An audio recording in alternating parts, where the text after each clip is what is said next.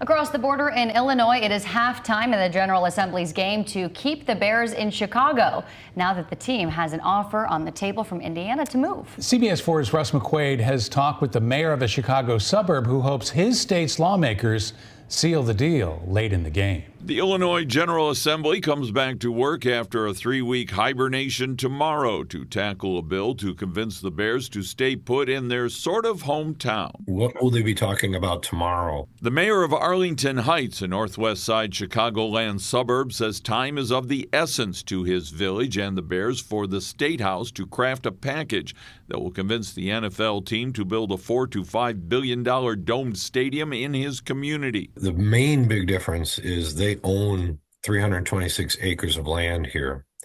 It's got a train station on it. It's got a highway exit ramp on the west side of it. The main big difference is with undeveloped Wolf Lake and Hammond, where Hoosier legislators say they're ready to build the Bears a dome stadium just across the Indiana border. If I were Governor Braun or the mayor of Hobart or Gary, I would be doing exactly all the same things that you folks are doing. The mayor of Arlington Heights and the governor of Indiana both agree that the Hammond plan has forced everyone to take the unhappy Bears' search for a new home seriously. And that has given more profile to our state, along with what the Hoosiers did in football, that's given us a synergy that we're getting attention. As with everything in Chicago, it all comes down to politics, and no one wants to be the elected leader who let the Bears run to Indiana. The reality is you've got a governor here that has his sights set on a presidential candidacy.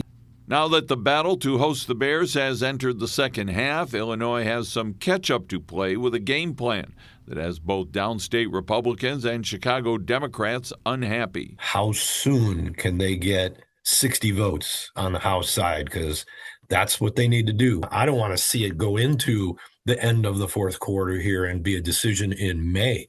And I know the Bears don't. The Bears want a decision sooner than later. Russ McQuaid, CBS 4 News. Now to big news.